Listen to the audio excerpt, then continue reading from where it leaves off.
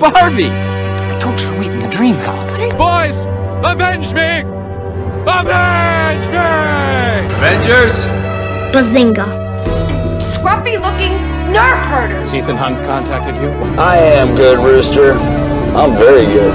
So you are Yoi's a trainer who trains. Gonzo the Great will ride this baby again. Hello, and welcome to episode 77 of the Real Serious Podcast. Joined by Jack today, and we'll have some cut-ins of Charles because he's running a marathon or a half marathon? He's running something. So he's a busy man. He's a busy man. So he's gonna cut in a couple points throughout the ep and give some thoughts on some news, and then his F1 review later on. But that's a little tease. And also F1 today. We'll talk some Batman.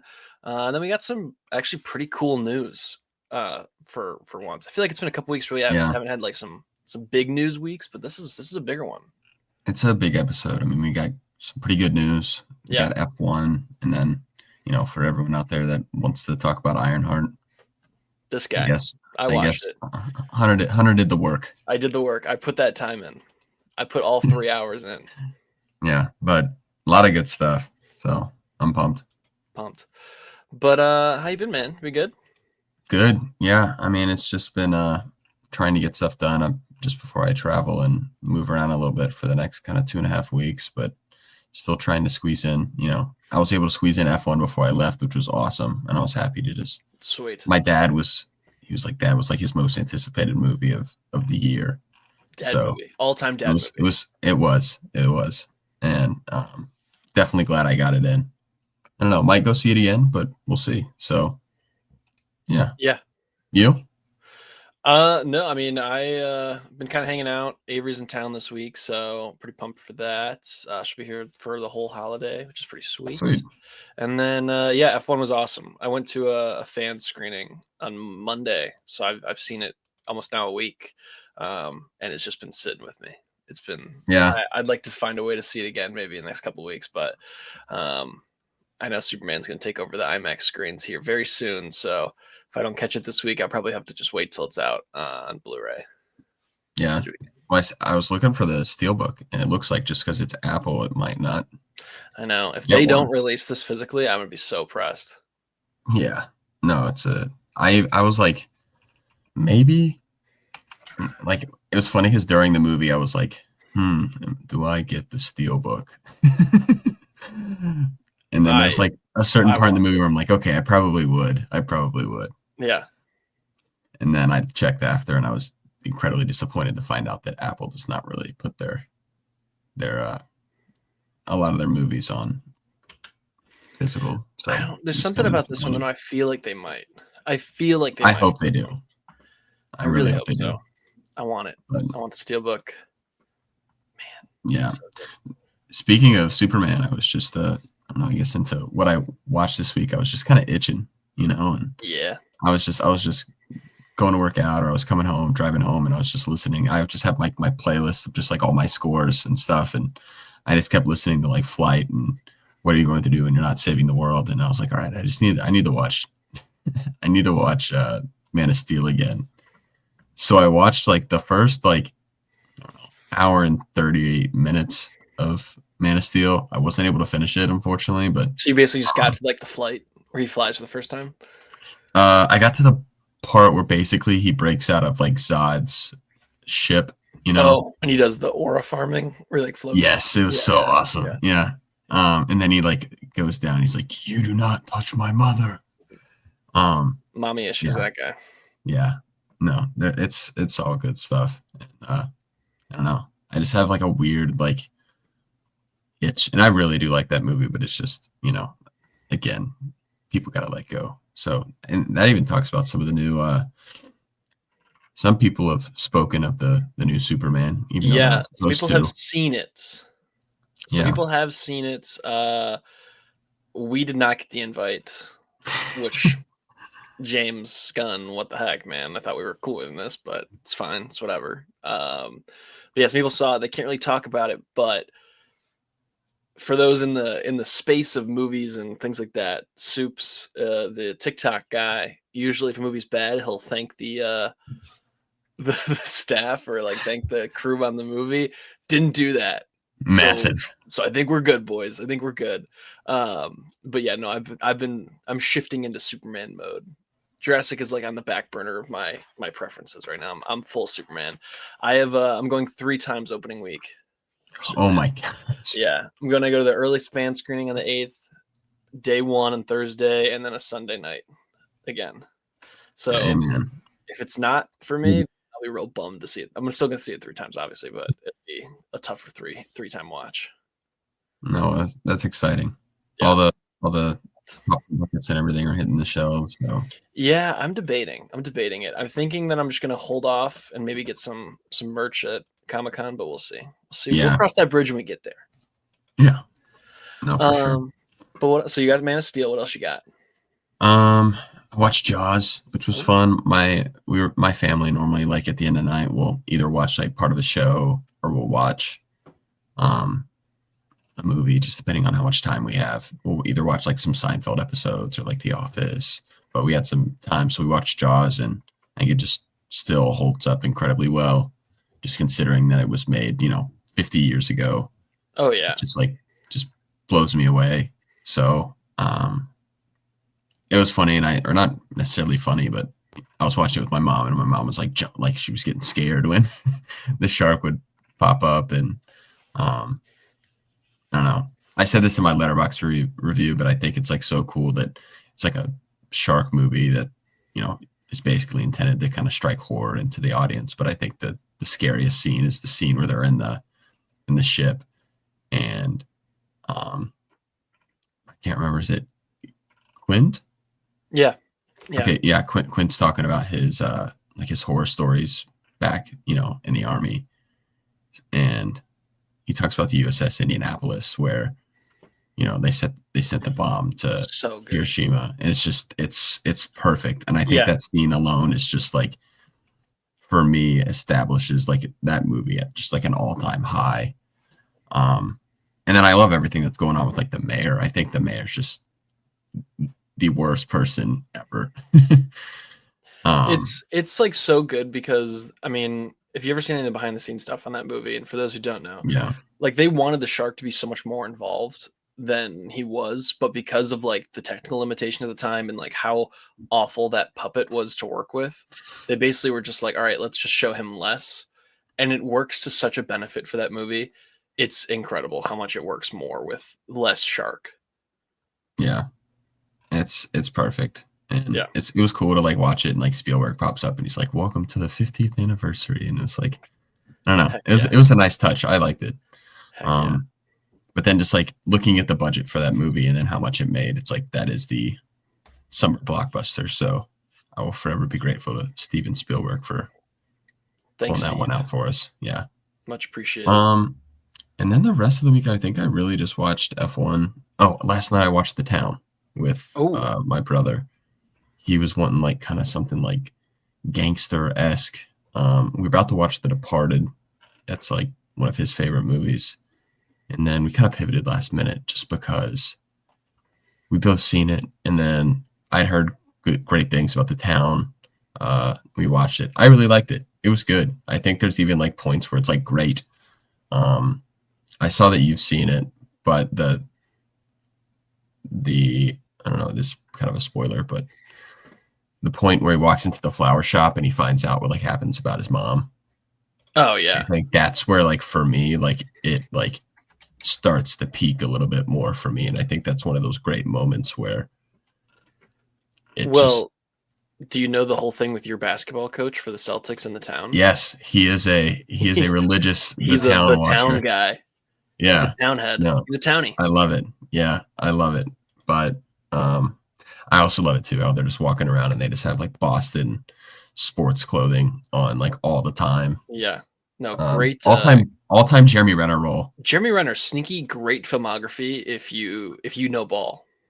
Yeah. I need to kind of break down into some of his other roles. I know you like what is it? River. Oh, dude, Wind River is so good.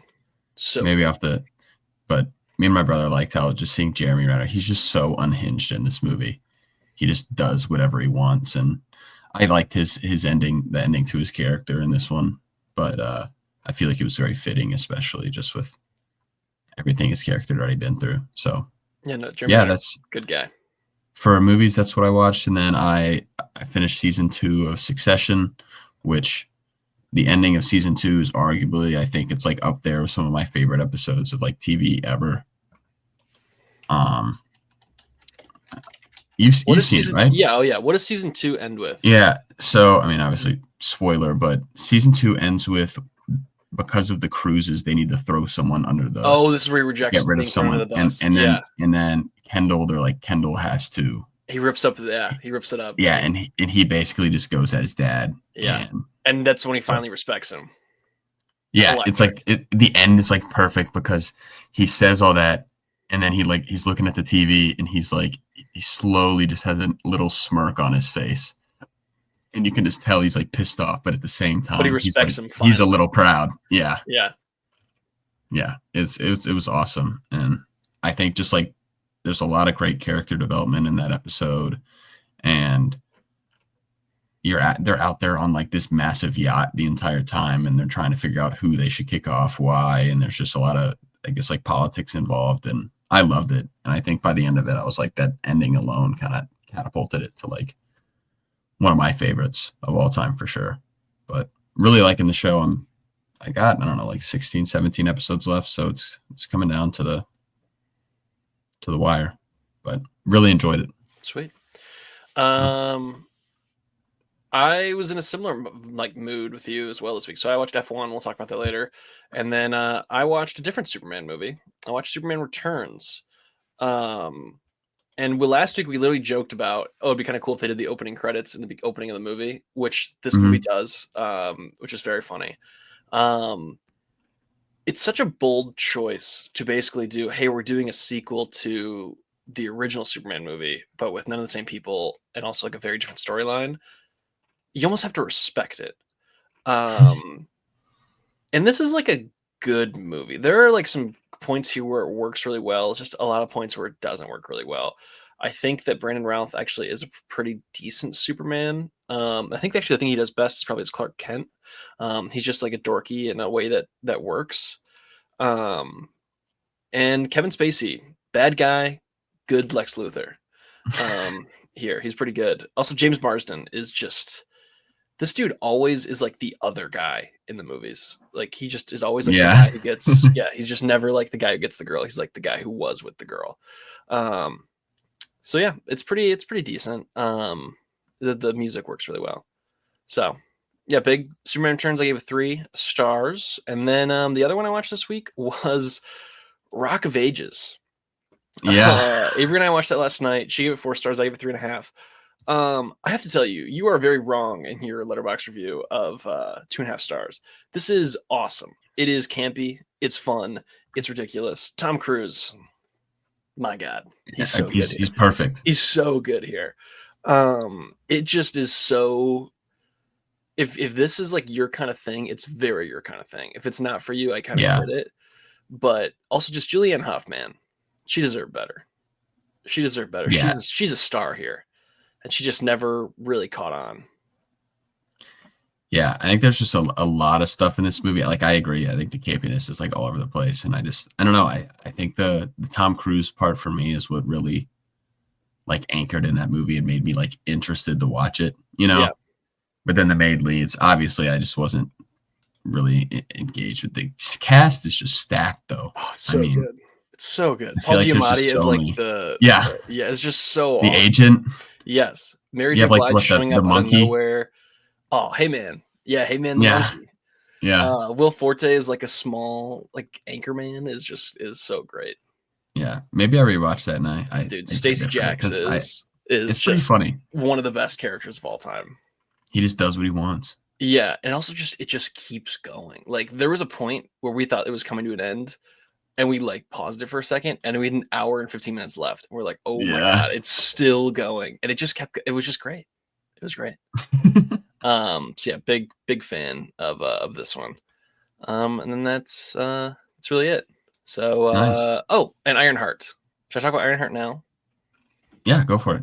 All right. Ironheart 3-episode premiere, and then next week, or I guess this week, is the 3-episode finale. So they're really just cranking through this show. It's like so just fine. Like it's nothing great, but it's not like that bad. The biggest controversy from this show so far is its portrayal of Tony Stark. So basically, her whole thing is that I need more money so I can make an Iron Man suit just like Tony Stark did, even though his whole thing was like, I built it in a cave with a box of scraps. So there's a big disconnect there.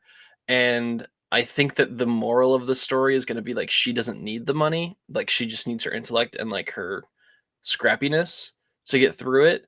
But then I feel like that's just the same arc that Tom Holland Spider-Man went on in the first Spider-Man movie, is like, you don't need the suit. Like you are what defines the suit.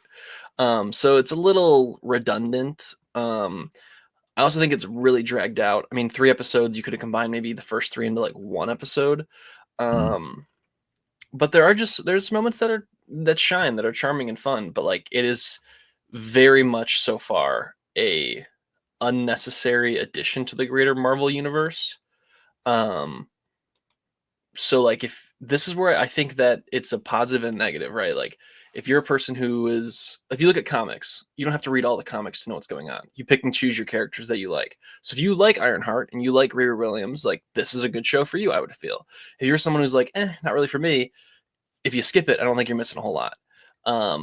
Which for comics is one thing. For a multi-million-dollar TV show, is that really the path you guys want to go down at Marvel? You know, that's kind of where you're at right now. So we'll see. Yeah. I'll talk about the finale next week, I guess, but it's so far, it's just very fine.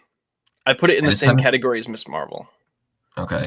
I just haven't seen any, like, I feel like I haven't seen a lot of advertising for it. Like I've seen a little bit, but like I feel like they're just kind of like accepting almost like a loss on this one. And they're like, which is tough because I mean, like it has moments, and also it's got some interesting lore implications. Like I mean, you want me to just give you like a little spoiler right now? Yeah, no, I'm not. So Alden Ehrenreich is basically Obadiah Stane's son.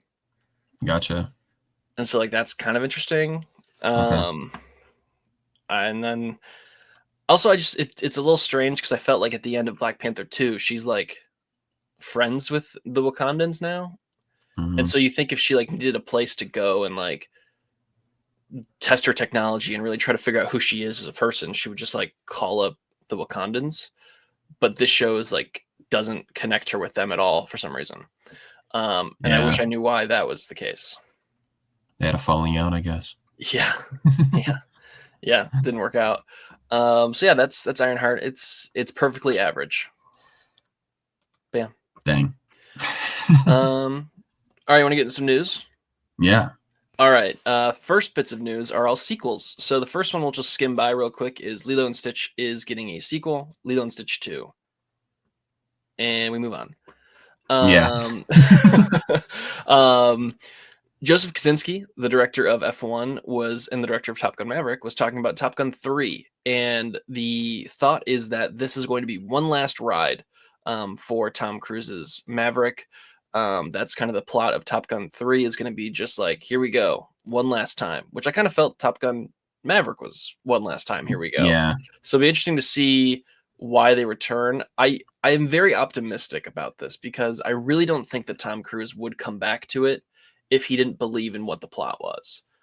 I truly believe that. I think after the critical success of Top Gun 2 and like just the way he goes about making movies, I don't think he would come back if it's just like a cash grab, not very good. So I'm confident. Sure. I'm just hoping that it's not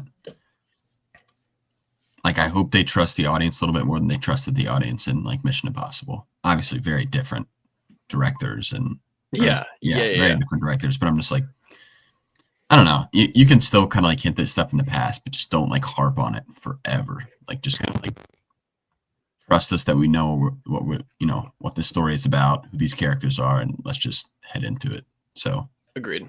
That's my only note, but really pumped for it. Yeah, and I know that they're working on a Days of Thunder sequel, which is pretty cool. Yeah, I mean, I like the fact that Tom Cruise is kind of going to some of his old stuff, but I'd very much. I think what was exciting, I mean, he's still like obviously the movie star, but I do like watching some of his older filmography where he's just in these characters that are just so different. Oh, they're so good. Well, Like, so next year he's got the Alejandro Giarritu film. That's next year. Okay. And that's the one where he is, I think he's the most powerful man in the world, and he's trying to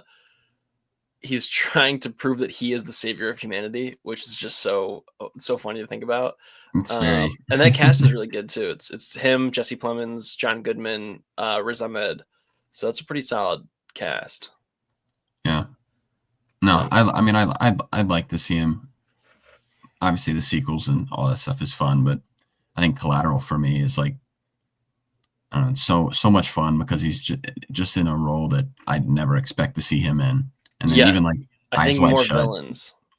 Even just like Rock of Ages.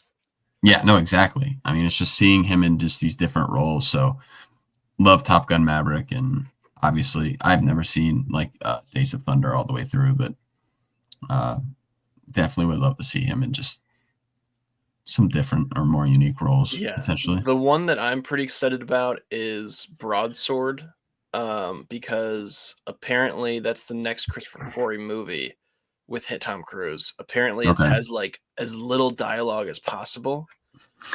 And after the no dialogue scenes in Mission Impossible Final Reckoning, that just sounds awesome. Yeah. That sounds very, very cool. So he's going to do his best John Wick impression. Yeah. Well, it's him and Cavill. So it's basically just like when folks fall out his back. Give it to me. Yeah. Next piece of news is another sequel. It is The Social Network Part 2 with Aaron Sorkin set to direct and write the sequel. Ew, oh boy. Yeah, I don't know. I still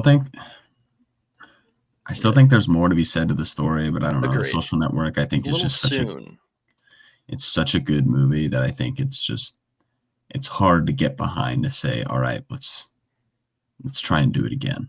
You know?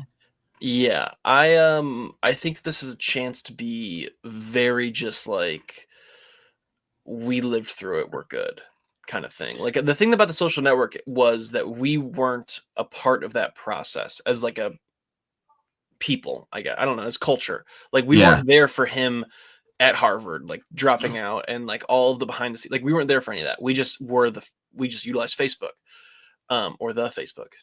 But now like it's like so public of what Mark Zuckerberg is and like the last 5-10 years of like his life and what's happening that I think that a lot of the intrigue is gone. And also just, I think our viewpoint on these kind of people and like social media has evolved so much since the first one came out that I don't know if it's going to be as interesting or like a good watch. Now, if they go down the path where it is, you know, like maybe the darker tendencies and that might be an interesting take. Mm-hmm. But then, you know, I don't know if you want to watch a whole 2-hour like biopic, basically that's all just nihilistic in what it is. So there's kind of a push and pull there. Yeah. But if this does mean that we get to have Jesse Eisenberg on that water thing covered in sunscreen, it's worth it. Because that is one of my favorite like clips of all time. It's just so good. Or him grilling out. That's another great clip. I think I would like this if they're really just going like super negative. Like how has, you know, the effect of like social media really kind of like messed with society and kind of changed how people think. Yes. You know, I think I'm very much on board if that's the tone they're going. You know, if they're like super negative, honestly, I think that's really one of the main reasons I'd get behind this movie. Just because as someone who constantly consumes, you know, social media, I think it's a great space, but I think there's also like a lot of negatives that come with it. Just seriously, the fact that you can just be on your phone for 30 minutes and genuinely it feels like 2, you know? Yeah. And it's just, but then social media, there's just a lot of other avenues I think you can take on how to potentially tell a story and the impact that it's had on a culture. Aside from, man, this is awesome for us to like meet people, make friends, which obviously was the initial hope of the app. So We'll see. Yeah. I'm optimistic. I mean, I don't think they would really pursue this. I think they know how highly the original is held in terms of, I think, like the film community overall. So I don't think they would make another one if they didn't think they had something good. I agree. I'm a little worried. So like I'm reading a little more about it right now on Deadline, that apparently like he's been looking. So this is Sorkin. Sorkin's been looking for a way to in on a social network too. And then following January 6th, he was like, I found my way in. No thanks, buddy. Like I think that there's a way to do this where you can, like, if you're going to tell the story of Facebook over the last couple of years, you kind of have to do the both sides of it, because obviously there was like the whole, let's get a little political here for a second. Obviously there was like the whole, right wing side of it, where over the last couple of years there's been a lot of like right wing grifters and like now like a far right grifter movement on social media. But at the same time, it has been proven in the last couple of years that like there was a right wing suppression side from the left side of the aisle, going to these social media companies and trying to like suppress right wing things as well. So I think if you don't do the both stories of it, you're doing this story a disservice. Like if you just pick and choose, I think then it opens up this movie to a lot more criticism and a lot more of like, you're kind of just washing away what the true story is. Because I think if the moral of the story at the end of the day is like social media bad, then you can't just be like, well, actually it's just this side of social media. And I think this side is good because it does suppress these ideas. It's like, all right, you may agree with that, but I don't think that's maybe the most honest story to tell. So we'll see, though. We'll see. Obviously, we're putting a lot of words in Aaron Sorkin's mouth, but it's an interesting that was like his "I'm in" moment. Yeah, no, I think if there's like a way they can be a little bit neutral in terms of how they kind of view, especially like let the audience. I think that was like, what politics look like on social media. I think that'd be a very interesting avenue to go down, because I think with more information, I think it has become harder to really try and find the sources that you really believe to be the truth. Just with so much information out there, you really have to like be careful of what you know. I mean, holy cow, it's something as simple as like, and this isn't even political, but like you go on Facebook, there's just so many AI videos, and then I just see a bunch of grandparents just like, man, this is so sweet, and they have no idea that this is AI. Yes. Yeah. So I don't know, but I'm intrigued. They're going to have to do a little bit more to kind of get me completely locked in, but agreed. I think there's potential. I'm with you. All right. Next piece of news is, I'm saving the cooler ones for the end. Street Fighter is doing more casting. So 50 Cent joined the cast. Jason Momoa joined the cast. Noah Centineo's in the cast. Is this something that's interesting to you? I'm not like a big Street Fighter guy. I never played Street Fighters as a kid. I'm a Mortal Kombat guy. Okay. So I think we've talked. My video game knowledge is pretty low. I was unfortunately just like a 2K kid, 2K Madden kid when I grew up. I never really played a lot of the story. I played the Spider-Man game on PS. Was it PS4? Yeah. The Miles Morales one. That was pretty sweet. Awesome. I really enjoyed that one. Or not the one where no. It was just the Peter Parker one. But so yeah, Spider-Man 1. I liked it. It was fun. It was like one of the only stories that I actually like played on video. I don't even know how to say it, but I liked it. But unfortunately, Street Fighter and all that stuff, I'm pretty out of the loop on. There you go. Hey, all good. Breaking news. Breaking news. Vin Diesel has said that. Oh boy. Vin Diesel said that Brian O'Connor will return for the final Fast and Furious movie. Folks, what are we doing? What are we doing here? If this is not just a flashback or like he's off in the distance kind of thing with Mia, oh boy. I'm just making sure I'm remembering who this is. Is that Paul Walker? It is Paul Walker. Okay, I was like, I don't know the characters that well, and I was like, no, it is Paul Walker. So he's saying Paul Walker is yikes. Yeah, this could be disastrous if done the wrong way. But Yeah, I don't know. I hope it's a flashback, I guess. I know this could be dangerous. We'll see. Hey, optimistic. That's our moral of the day today. We're optimistic today. Yeah, exactly. We're gonna be confident. But whoa. All right. Next piece of news is actually pretty awesome. I think, at least. Michael Bay returning to Transformers to direct a new movie. Folks, we're back. This is so electric. I am beyond excited for this. Man, I love Michael Bay. It got me so excited to like watch the Transformers movies just because I've never watched them, and seeing all the hype online. You've never seen any of them? No. Transformers 1 is the only Transformers movie I've ever seen. Dude, let me tell you. You are missing out. These are I'm excited. Electric. I know like the first one's held.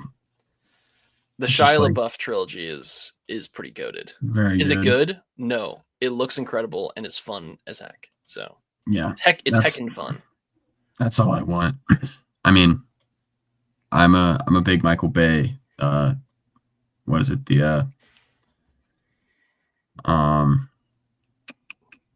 What is it? Bad Boys 2? Yeah. Yeah. That's a banger. So Boys, Michael Bay with the Bad Boys are pretty fire. So I'm sure as you add a bunch of robots and some awesome fighting scenes, I'm sure it's just going to get better. Oh yeah. No, it's pretty awesome. So yeah, that's pretty That's sweet. exciting though. And then there's actually like 4 or 5 Transformers movies in the works right now. There's like the G.I. Joe crossover one with apparently Chris Hemsworth is in. Then the guy who directed the animated one, Transformers 1, is also making a live action one. So Yeah, that's pretty cool. So yeah, Transformers back. Heck yeah. And then we got 3 last pieces of news here, and I think they're all pretty awesome. We got the first poster for Christopher Nolan's The Odyssey, and allegedly the first teaser for that will be shown in front of Jurassic Park next week, or I guess this week. So a very minimalist poster, but just aura. It's farming. It's insane how little he can drop on like his movie and how just everyone reacts and how excited. Like literally the poster is so like minimalistic. It's literally just like a Greek like statue along shot with sparks. entirely on IMAX film And cameras. everyone It's is the just first movie amped. ever. And you have Defy the Gods. Yeah. So I'm pumped. I'm ready to get my ticket in 70 millimeter and see that as soon as possible. We got to find a way to see this one together. This is one I will find a way to get to you. I'll find you. That'd be awesome. I'll find you. All right. Then the last 2 pieces of news is the Batman 2 script is completed. October 2027, we're getting the Batman 2. The script is done. James Gunn said he's going to read it here in the next few days, which you lucky dog. Also, the way that they posted it is just, once again, aura. Yeah. Just they were so aura awesome. farming to the They max. were aura farming to the max. You know, some people could call it corny, but I think there's nothing corny about it. I think this is like everyone was waiting for this for so long, and they're like, we got to release this in like one of the coolest ways possible. Yeah, and big time. I think with what they had, literally the photo alone was just goosebumps. It's so awesome. So, it got 90,000 likes just on Matt Reeves Twitter and like 4.6 million views. That's not counting like the other views across other things. This went like ultra like platinum on Twitter and everywhere else. So like just so electric. People are pumped beyond belief. I'm one of those people. I really do think though, call me optimistic. Back to our plot of the day. I think that this is going to tie into. It's going to be the Superman. I'm so convinced this is the same. I think the extra time is one thing. And then also the Hollywood Reporter did like a whole article about like the script being done. And like the last little bit of the article was basically like, at the same time, they're also writing like the Brave and the Bold script, which we don't believe and we don't think is happening. And it's like, oh, if the Hollywood Reporter is thinking it's not happening, like there's a decent chance it's not. Yeah. At this point, I'm just like, I'm grateful to have the movie. And if they can tie them in together in a fun story that is able to mesh, they're, 2 very different themes together. I'm all for it. So I'm not. I wish I could complain, but I don't really think we're in a state to complain about the Batman, considering we didn't even think this was even happening about a month ago or a couple months ago. I feel like it was a 50-50. So, but we're back. I saw that and that immediately made my day. So back-to-back days of great little like news with just the Odyssey poster and the hopes of the trailer along with, the Batman the day before. So I can't remember a back-to-back day like that where I was just so amped for the future of cinema. And it's interesting as well. So James Gunn did an interview. This is like kind of tying, which look at this is me putting my speculation. My tinfoil hat is now on real quick. James Gunn did an interview where they was asked like, when's the next time we'll see Superman? And at first he goes, probably about 2 years. And he's like, oh, we'll have to wait that long. And he's like, well, you might see him a little before that, in less than 2 years. So everyone's like, oh, it's probably Supergirl, or maybe in Lanterns he shows up for like the ending or something. Speculation hat. 2 years from now is Batman 2. Yeah. And the off chance he shows up at the end, I'm putting together the Justice League Initiative. It's pretty sick. Or the bring everyone. Okay. Okay. I'd like to talk to you about your mother. I'm sure her name was also Martha. That's how it's gonna end. We're gonna it's full circle moment. We're back. Martha. Martha, no. I want to watch. I gotta watch that before. I do too. I feel like I'd like that one more. Like the more I watch it, the more I like it. Oh, I think the more I watch it, the more I'm not will like it. That's happening to me with Man of Steel. The more I watch Man of Steel, the less I like it. All right, then never watch it again. I'm never gonna see it ever again. And the last piece of news is arguably the biggest piece of news, and that is James Bond. James Bond, Denis Villeneuve is taking on the next James Bond film. Before we get to Denis Villeneuve at all, let me just tell you what's a little crazy about this. So apparently, Christopher Nolan was like, hey, I want it, but he wanted final cut of it, and Amazon MGM was like, not gonna happen, buddy. So then Denis Villeneuve signed up, and Denis Villeneuve does not have final cut of this movie, which is just insane to me that he couldn't pull off getting final cut of this. But he's also such a big Bond fan that he's like, you know what?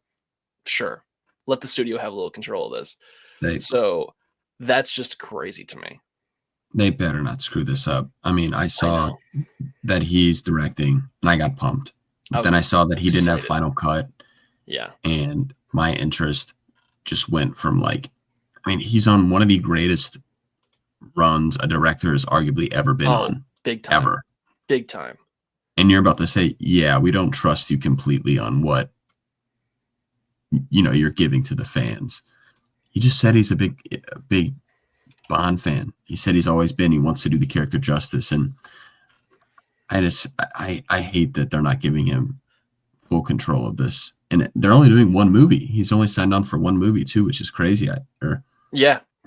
Okay, I was making sure that was like... No, that is, yeah. Which to me says one of two things.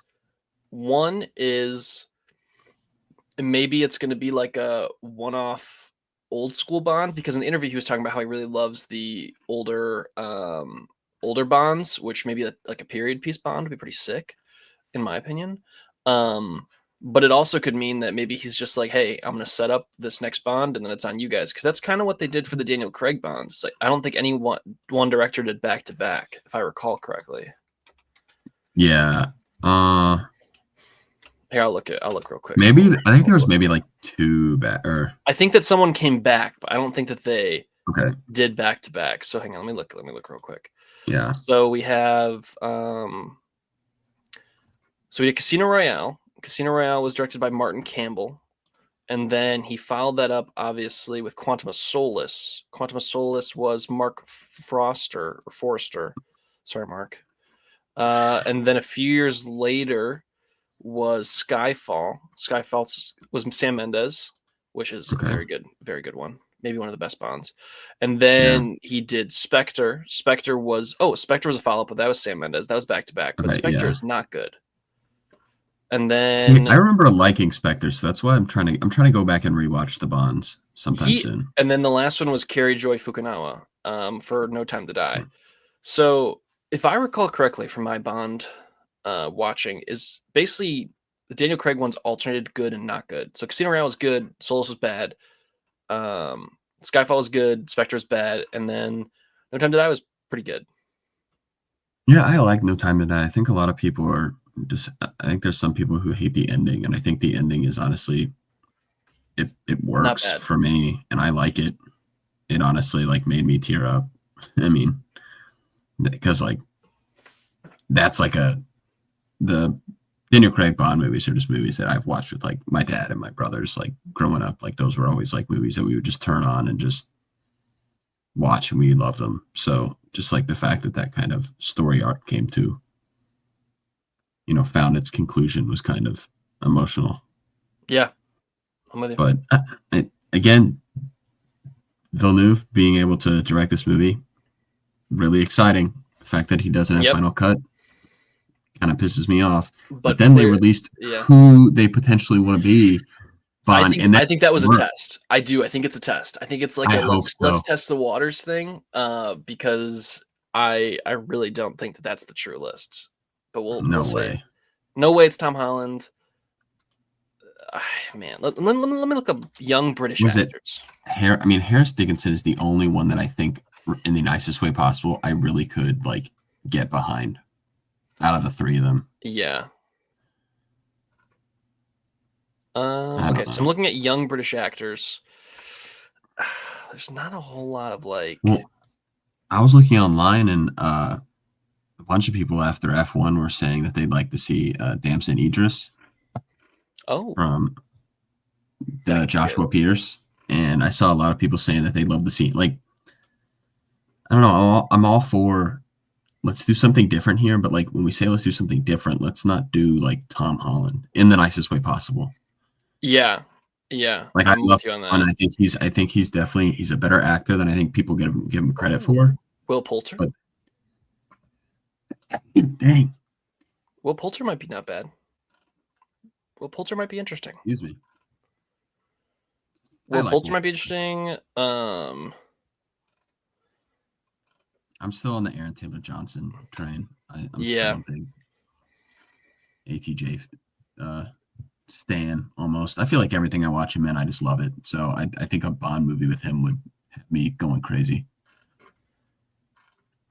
Yeah, I think it really just depends on what time period you're going to set this Bond in. Like, is this supposed to be like a young up and coming Bond, or is this like hey, I've been Bond for a while? Like, it's going to depend on that. Whatever they want to go with that. I do think though that it's time, and this is no negative to Daniel Craig because he's a very handsome gentleman. I think we go back to like an old school handsome Bond. Like that's the kind of Bond I think I want next. I thought Daniel Craig was like very tactile in his Bond. I think he wasn't like super old in No Time to Die, but I think he was definitely like his gray hairs were popping out, and I think he was kind of fitting that role. So I think it was kind of fun to see him like he was definitely aging, but still kicking ass. Yeah. So I agree with you. I think it'd be fun to kind of see like an older Bond, but at the same time, I'm all for let's get a young guy in there who can play this character for another 10 to 15 years and just crank out some great movies if that's their plan.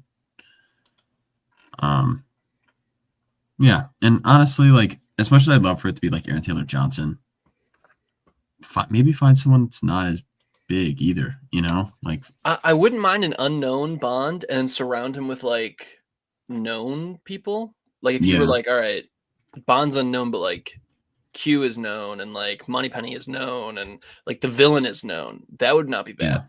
Oh, I should have vision, folks.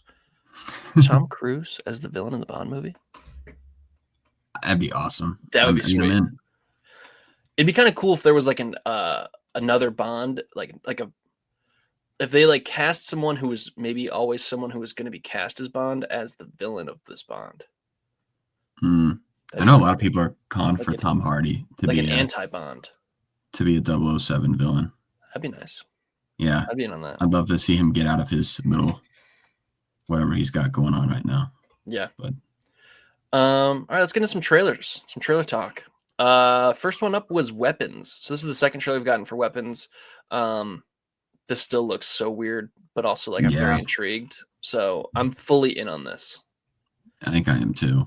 I'm a little scared to go see it though. It's a little I know. It's a We'll have to speak for Charlie too. Yeah, Charlie's definitely in on this. I feel like one day we just have to like send him to go see something, and he has no idea what it is, and then we just gotta send him to go see it. like buy his ticket, send it to him. Yeah, just do the A-list, like buying for a buddy, and it's like yeah. But no, this looks decent in like a way. Like it doesn't look. It actually looks better than decent, but like it looks like so unknown that I'm very into what I think it is, but also I just have no idea what I think it is. So yeah, looks like an awesome Josh Brolin. Yeah, role. Josh Brolin banger. Yeah, we need more Brolin bangers. I know. It's creepy, but I think it's creepy in a way that I'm intrigued. I'm not like, this looks so freaky. I don't want to see it, but agreed. It's getting close. Like I think if the trailer shows a little bit more, I'd be like, ugh. Apparently, the first trailer for The Running Man is also ready to go, so we might get that sooner rather than later, which would be pretty electric. That's gonna be new personality unlocked when that happens. Next up, we got our second trailer for the Fantastic Four: First Steps, and we got Bearded the Thing, where they wanted him to just say it. It's clobbering time, which is this trailer did a little less for me. I felt really. Yeah, this one I did not like it. I just was like, all right, I think he got me more excited. Oh, okay, that's good. Hearing more of the banter, and I think I like Joseph Quinn. I think I'm excited to see him play the Human Torch. And I think we got a little bit more of what his character will look like. I will say it's going to be incredibly hard to beat the Chris Evans. It's a bad haircut. It's a shockingly bad haircut. Yeah, it's tough. He needs a way better haircut in the next one. But I'm optimistic again. I think from what I've seen in the trailer, I really liked what I saw of him, and kind of like the banter from what we've seen again with him and like Pedro Pascal, Vanessa Kirby, and I don't know. I feel pretty good in that trailer. Showed me just a little bit more. It looked like Galactus's home or something almost. Like I didn't even know what it was, but I like the little like footprint almost where they like step in their boots and it's like the Fantastic Four logo. Yeah, that's nice. I think I'm pretty in on this. So I'm in on it also, but like this second trailer just didn't get me like pumped in the way that I thought it would. Yeah. And I can't put my finger on why that is. Sure. But I'm still ready for it. I also I'm even more convinced now that my theory that Pedro Pascal is gonna like end up being the bad guy in this movie is more and more solidified as we go along. I'm like fully convinced that the setup for Doom is basically Doom exists on their world, and then Reed only saves his family, and so Doom is trying to get revenge for like them basically abandoning their world. I'm fully convinced on that, but we'll see. We'll see when we get there. The next one was Eden Out. This did not look good to me. Yeah, it's just pretty freaky. I mean, yeah. I think the first trailer, I think I was interested. The cast looks pretty good, but I think just the more I sit on it, I'm just like, no thanks. It's kind of my vibe. Yeah, it's just like, Yeah. So that was Eden. That was Eden talk. Yeah. Next up is actually a more interesting trailer, and that is Roofman, the true story of an escaped convict who lives in the ceiling of a Toys R Us and then robs people. Channing Tatum and Kirsten Dunst, who's hasn't been in. I feel like, yeah, I'm pumped for this. This looks good. Yeah, it looks fun.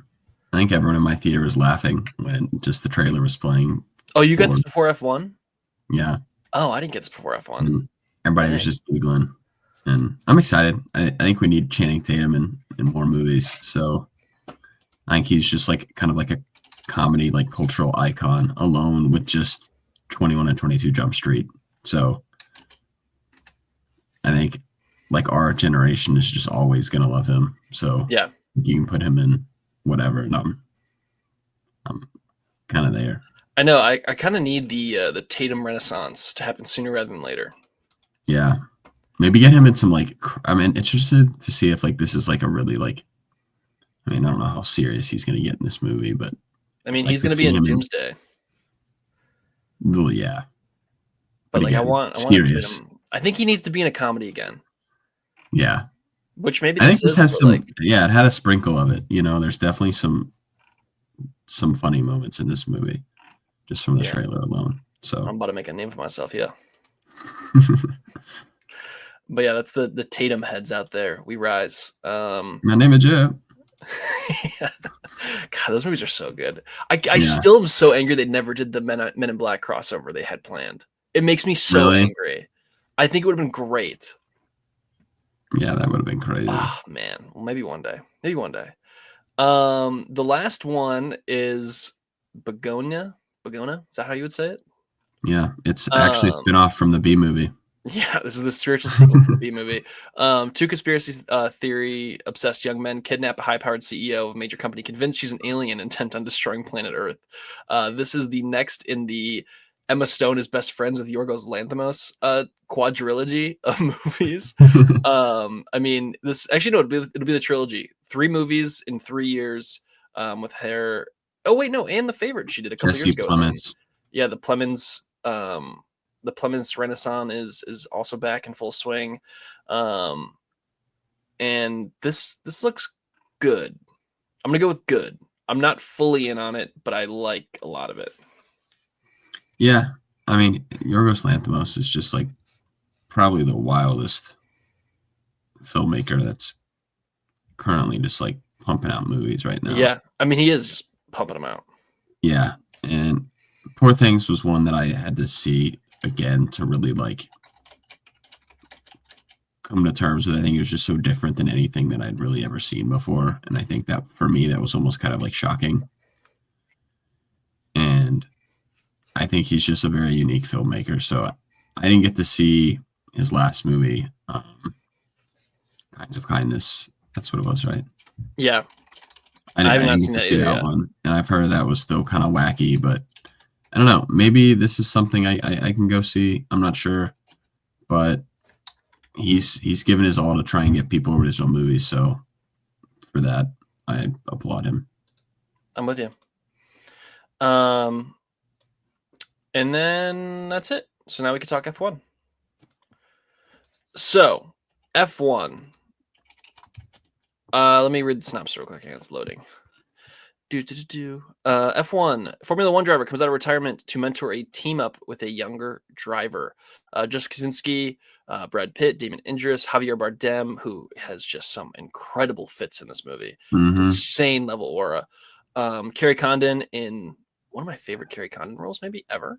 And then Tobias Mendes as the character we'll talk about in spoilers when we get there. All right, let's do no spoilers, and then we'll go into spoilers, I think. So, why don't you lead us off? What did you think?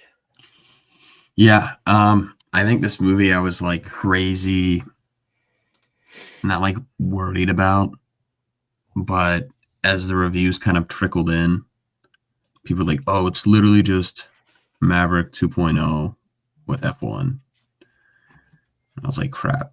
Maybe they're just like driving around the entire time and there's nothing you can really cling on to be like, man, there's like somewhat of a story here. And more reviews came in and I was like, crap. And then you gave your review. I was like, all right, I think there's hope here. There's hope. And I think the first 30 minutes of this movie, I think I was trying to just like, there's some great moments and you know, the opening is great, but I think it takes a little bit for the story to get going. But dude, as soon as this movie is just like hits full speed, I think I can't remember like. Yeah, it switches gears. Pun intended. Yeah. But basically, I think it's the most like turn your brain off movie, and I in the best way possible. And I think certainly some people could use that to, I don't know, in a negative way towards this movie and say, really, you don't need to think much. But, you know, audiences right now, I think, are hard to kind of get to theaters, and I think that this is like the perfect movie if you just want to go to the movies, turn your brain off, and just have a great time. The score, I've already listened to it 3 times through. Oh, it's so I traveled on so, Friday when I so traveled. good. I literally just downloaded it and was just listening to it like the entire day.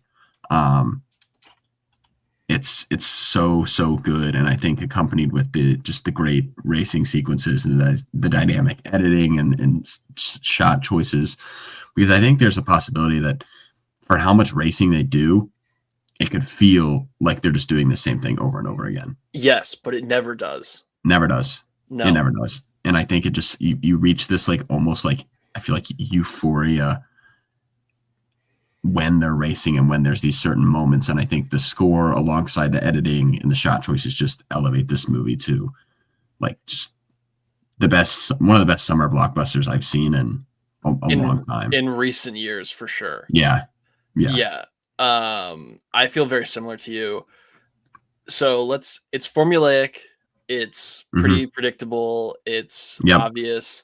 And it is so my shit. Like I loved every little bit of it. This was like comfort food, the movie, to me, in the best possible way.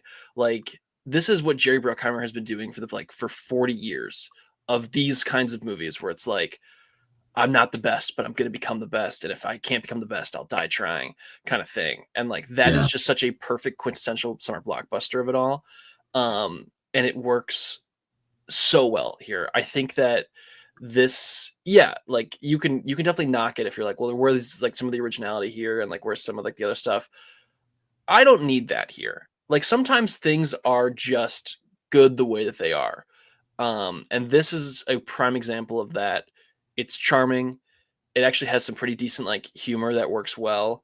And my God, is it perfect for like the big screen in the summer? Like, oh my gosh, we'll talk about it here in a second, but like toward the sequence towards the end, no joke, I was like levitating. I'm like, right there with you. You know, like the meme of the guy like sitting forward, locking in. Yeah, that was me. Towards the ending of this movie, I loved it so much. God, man, this rocks. And also the thing that I think works so well here is for those folks out there who ever seen the movie Draft Day, one of the worst movies ever, but having the NFL logos in it and having like actual NFL things in it makes it so much better.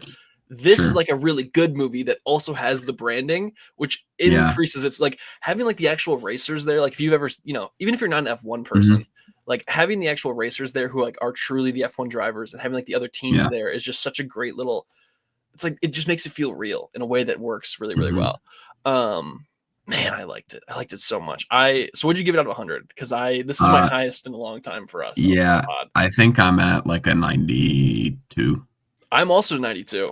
Really? Yeah. I'm at a 92 as well. That's actually crazy. That's back-to-back weeks. We've been really close. Yeah, we've been. No, I loved this so much, but let's jump into some spoilers. Yeah, I think before spoilers is just like, I think if you're listening to this and you're like contemplating even going or not, this like, is when you have to go to on the biggest screen possible. Just the sound design alone is not going to sound nearly like when the engines are just like revving the engines in the theater. Like it's like you feel it, and it's so awesome. And I would not want to watch it any other way. And I hope I can go see it again in theaters before it leaves. But it was funny because I took the rest of my family came, and so like where I like to sit in the movies based on like where my parents like to sit in the movies. My dad likes to sit in like the very back row. He likes to kind of like see like the entire screen and kind of just like everything in front of him. I like to sit almost in like the middle because like it basically takes up my entire eye space. And when we sat down, they're like, man, like these are really close seats. And it was like the biggest screen in the movie theater. So like we got like the XD and the screen was massive. So like I think it does take a minute to get adjusted to. And they were like talking about it. But by the end of the movie, they were like, yeah, those seats were great. Because literally it's all you could see is just these awesome sequences just going down on, and it was perfect. I'm with you. And the other thing too, that before we get into spoilers, this to me cements Joseph Kosinski as one of the top blockbuster filmmakers out there right now. Like you took away McQuarrie, you took away Cruise, you took away kind of all of that budget that they come with. Obviously, this is a big budget movie, but like you take away that, and he still produces this. It's just like, I mean, swinging it on all, like just swinging for the fences, and it works. It works so well. So yeah, shout out Krasinski. Whatever he does next, I'm beyond excited for. I think it's gonna be Top Gun 3, but I think if I look at it right now, he is. Oh, that's right. He's got Miami Vice. Oh yeah. Oh boy, folks, we're back. That's so electric. And Miami Vice is gonna be written by the guy who wrote a lot of Andor and Nightcrawler. Oh, folks, I'm already sat in the theater. They're telling me to leave. It hasn't been filmed yet or cast, but I'm there. I'm waiting. Oh man, so good. That's awesome. All right, some spoilers. The opening to this movie is it sets up Brad Pitt's character so well. It's just like he wins it, he heads out, and he's like, "All right, see you guys." And then it's just he moves on to the next one. Like it's such a good.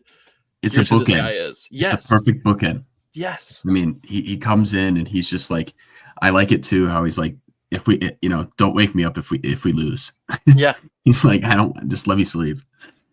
Yeah. And then they're all celebrating, and he's just like, yeah, okay, whatever, man. All right, see you guys. On to the next one. That's not what I'm here for. Yeah. Also, this is the haircut that Johnny Storm should have. I stand by that. Just the dirty blonde, and yeah. So time back to earlier. No, but I think it's so good here, like this tale of obsession, and yeah, like maybe it's a little heavy-handed, and I think maybe my biggest issue with the movie is the quote-unquote villain who comes in like 2/3 of the way through is gonna like take the team away from Javier Bardem. But like that's the kind of stuff that I think works, is just having like a slimy businessman who's like against the team.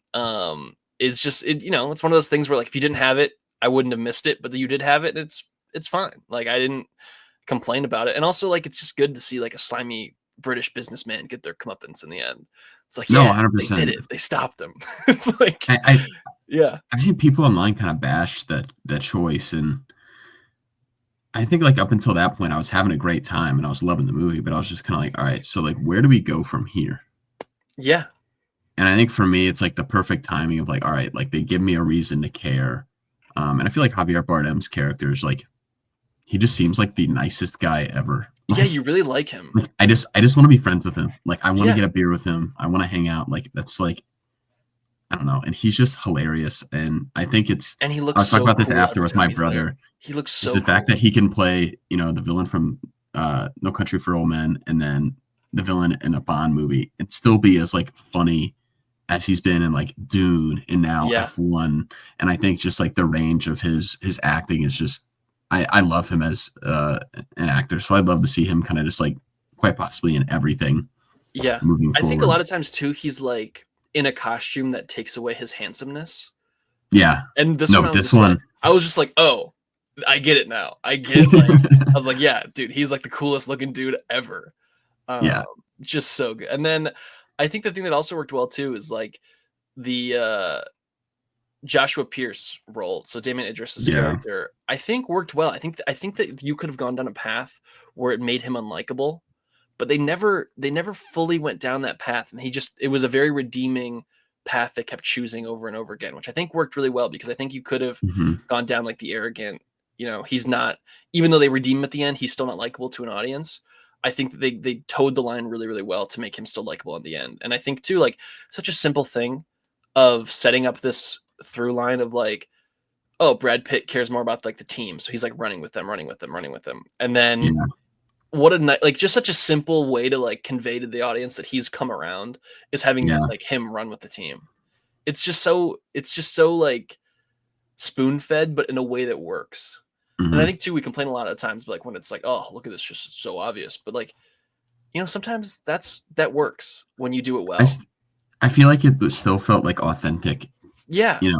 I think it's like you said, it could be so easy for someone to do the exact same thing here and for it to feel like almost corny. But yeah, I feel like the moments where they are like running around the track, because I like it too, how it kind of starts off as just like a couple people.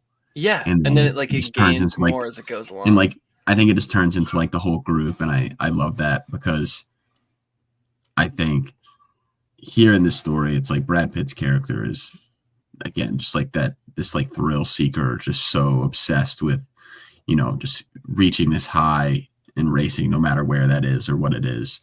And I think there's a lot more to the character. Obviously we have like the gambling and stuff. And I think even in an article, you have Brad Pitt who is saying this almost felt kind of like a personal like role for him, considering kind of like all of everything that's kind of happened in his past. Yeah, so, it did. It felt like, especially when they're talking about like his struggles with like his marriages and things like that. I was like, yeah, this is just Brad Pitt, which is interesting. And I think too, it's funny. I'm gonna tie this into The Menu.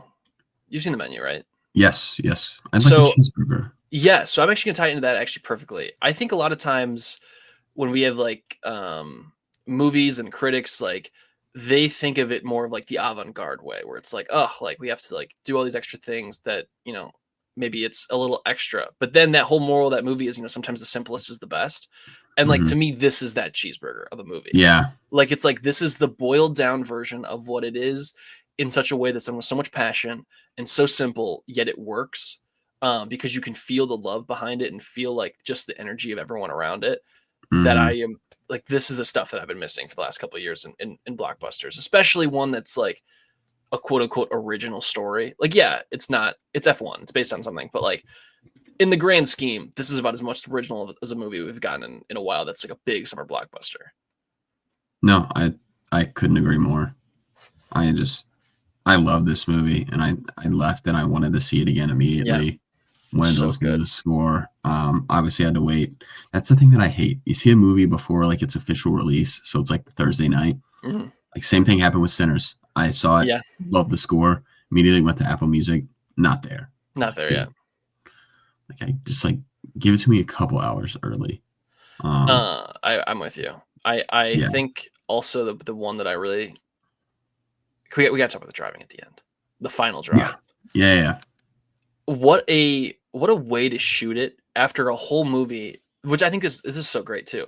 They set up the whole thing for the whole movie of like you're with the car the whole time, or you're with the driver. So like whenever you're in the driving sequences, like you're watching, you see the car in frame, or you see like the driver in frame, and you're like with them, but you're not fully driving.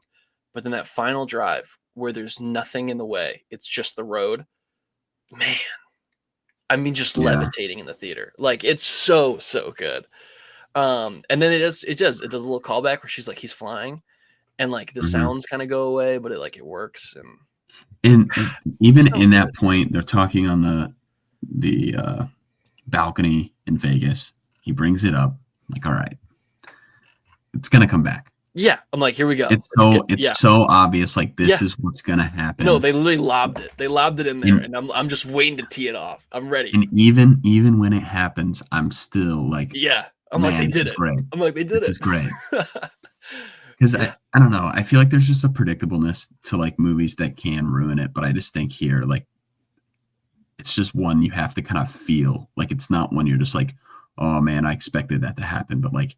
I think the score is so great, and just like the POV inside the car, almost like they give you the best possible experience and make you feel like you're there the best they can. And it's just nothing can kind of prepare you for how it can make, like this movie can make you feel. So yeah, and I think it is honestly a step up from the way that they filmed the flying sequences in Maverick. Really.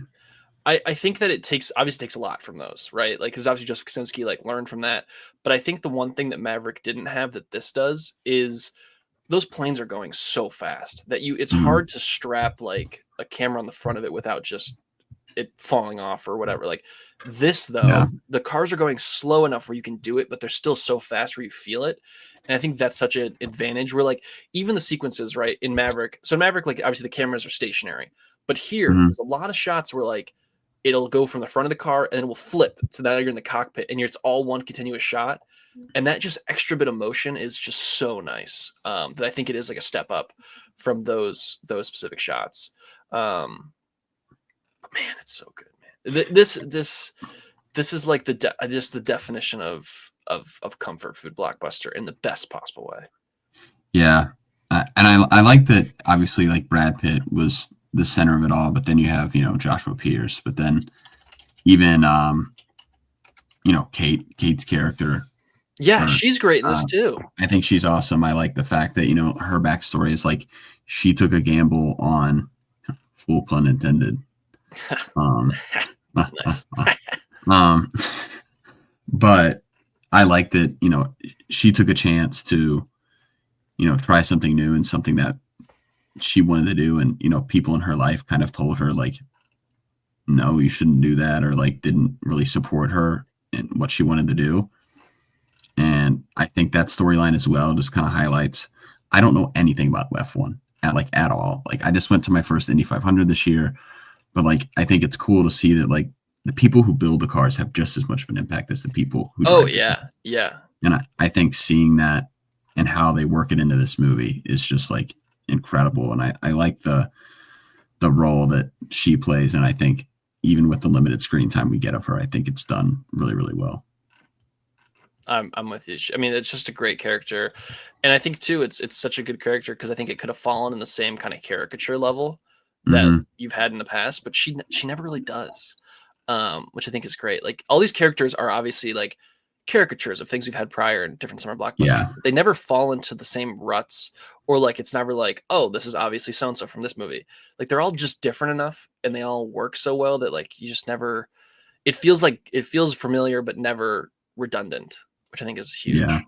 Man, I like the montage in the middle where like after when Pierce got injured, like I'm not gonna lie, I thought that dude was cooked. Oh, Sam, I was like, he's dead. I was like, he's dead, right? And then I was like, then they pull him out. And I was like, well, I guess that kind of makes sense. Like, I'm sure the suits are like, they're gonna try and make them, you know, flame resistant. That would make sense. But then the kind of the montage that takes place a little bit after he gets hurt, where like he's recovering while Sonny is just like on the rise and just, you know, placing top 10 for them every single race, and like his fandom's like increasing. I don't know, that montage, I think that's like a moment, not gonna say where I was like levitating basically, where as much as like the final race, but I think I was like, man, like in the moment I'm like, this movie's cooking right now. Yeah, I think it's giving me, folks. Yeah, we're cooking here. But yeah, overall, if you're even 1% doubting seeing this, you're wrong, first of all, and second of all, go see this because it's awesome. But yeah, anything else here? I'm excited to see what Charlie thinks, just because. Yeah, same. Oh yeah, so we're gonna cut in. If Charlie does record it and say it's gonna cut in right now. F1, what a film. So I didn't get to hear, Jack and Hunter, your thoughts, but I think, if I'm not mistaken, it was one of your more anticipated films of the year, and it was definitely on my list as well. I did not think it was going to be this good. This was one of the more memorable film experiences I've had in theaters in recent memory. Palms were sweaty. I feel like sometimes in a theater I like realize, and I've said this on the podcast before, but I realize halfway through, like, I'm in a movie theater right now. Did not really happen in this theater experience, and it was a packed theater, so there, you know, a lot of distractions, but I just thought the visuals were incredible, the score, the sound, incredible. I was captivated the entire time, and towards the end of the film, it was like the final race. I was kind of thinking to myself, like, oh, is this going to be a 5-star? Is this going to be a 4.5 star? And a gut feeling kind of told me, like, there's something missing. And I couldn't quite put my finger on it until seeing some reviews, especially Jack's, where he mentioned, like, there's some kind of lack of, like, story. And I think I agree with that. I wasn't super into the whole love theme of it. I know it's a pretty minor part of the film, but as soon as it kind of like started, I was like, oh, like cookie cutter always happens. And I would have been fine without it. I think they did it well. I just think the movie didn't really need it. I think if they had spent more time unpacking his past, Sonny's past, instead of on the love, I think it would have been a little better. And they did kind of tie it together, like when they were on the balcony and he's like, I just want to chase that feeling of flying and like nothing else going on except for racing. And obviously at the end we get that, and I think it's phenomenal. It kind of reminded me of Secretariat almost. If you guys have both, or if any of the listeners have seen that film, just like that lap when Secretariat just takes off, that's kind of what it reminded me of, and I thought it was done extremely well. But at the end, they're like, oh, why do you do it? And throughout the film they ask, like, why do you do it? And I obviously it's left to the audience's interpretation. I didn't love that. That's probably my biggest knock on the film. I would have liked a little bit more past, a little bit more with his father, because obviously there was something with the cards and something with his dad that inspired him, and I can appreciate it that they left it for the audience, but I personally would have liked a little more closure about what they meant by that. But I mean, besides that, this was an excellent film. Number 1 of the year right now. Give it 4.5 stars. I'll probably give it like probably a 90. I'll give it a 90. Would see it again, would get the Blu-ray, would recommend it to anyone. I do think next time I watch it, if it is at home, it won't be nearly as good, which is fine. I think this is definitely one of those films, though, that you need to see on the big screen. I mean, it's a blockbuster, and I don't think it definitely didn't let me down. Don't think it let you guys down on the podcast, and I think anyone would enjoy it. I guess there's been some hate. I'm guessing it's about the lack of story. But I just think everything about this film, like, it's very easy to overlook that just because of everything that's going on. And the visuals, as I said, the score, it's one of those that you need to see in theaters. Man, that was really good, Charles. Thank you for that. It was very informative. Man, if he doesn't record anything, we're gonna sound so stupid right now. But yeah, this is great. Big fan. Yeah, big stuff coming up. Big next 3 weeks for the box office. We'll see how it ends up unfolding. I mean, a bunch of these movies are just beating each other up to try and get those ticket sales. So I don't know. I don't know a lot of people that are like, oh, I'm only going to see one. I feel like most people are going to see. And I think a lot of people, if they're going to just pick 2 of the 3, they're going to skip Jurassic. Seems to be at least what I've been seeing. But I've seen Jurassic also has some crazy ticket sales that are. I'm thinking my hot take is if all the 3, I think Fantastic Four is going to do the least. Really?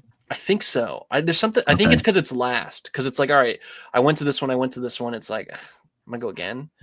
Yeah, maybe some fatigue there. And I really do think audience. that Superman is going to be huge. I'm very convinced. Maybe it's just my delusion. I'm hoping it will be. Yeah. For your sake. Thank you. Appreciate it. You got anything else? Anything else you want to go over? No. All right, to the movies. Go to the movies. Next week is Jurassic. We'll talk Jurassic next week. And then we are to Superman, which is just crazy to think about. We finally made it. It feels like forever ago, but we made it. All right. Well, as always, have a good week at the movies, everybody. And we'll see you next week. Peace.